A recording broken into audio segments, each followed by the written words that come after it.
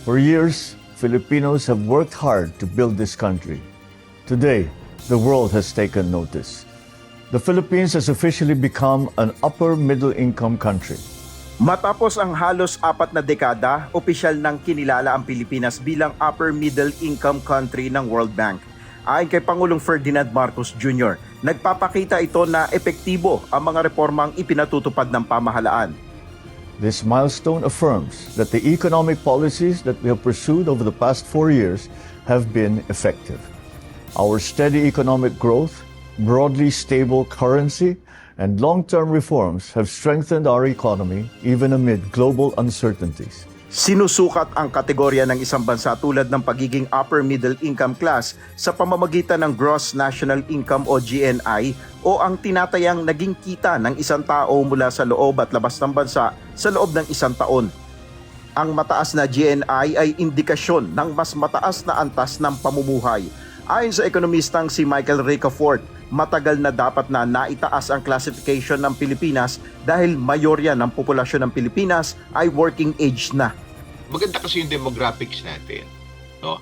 We have the 12th largest population in the world, more than 114 million Filipinos. Bata, 25 years old yung average age. Tapos, demographic sweet spot tayo, or majority ng population natin, working age na, more than 50 million Filipinos since 2015 pa.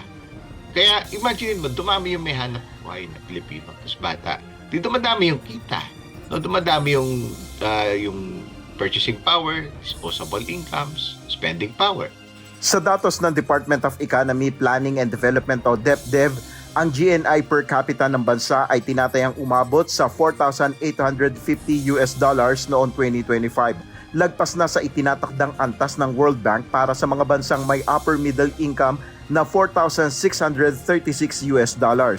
Ayon sa World Bank, nakuha ng Pilipinas ang bagong estado, kasunod ng naitalang 5.8% average sa gross domestic product o GDP growth nito sa nakalipas na 5 taon, refleksyon na natamong pag-unlad sa iba't ibang industriya.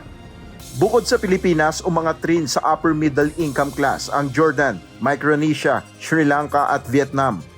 Kumpiyansa si Pangulong Marcos na magbubunga ng mga oportunidad ang bagong estado na ito ng Pilipinas.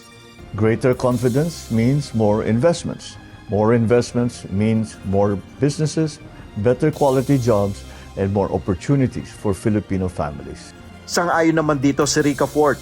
No? Gaganda yung estado natin, yung status. So, pag tinignan tayo ng foreign investors, so, umunlad na yung per capita income ng Pilipinas, pati yung spending power. So, plus points yan. Assessment sa mga foreign investors bago sila mamuhunan dito. And of course, equally important din yung governance natin.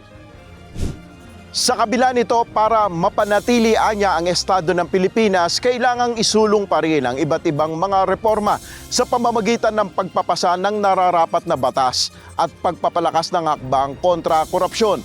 Sa gitna ito ng patuloy na kinakaharap na hamon ng bansa, dulot ng banta ng gulo sa gitnang silangan at mataas na bilihin. Nel Maribuhok, UNTV News and Rescue. Diyos ang aming sandigan, serbisyo publiko ang aming pinahalagahan.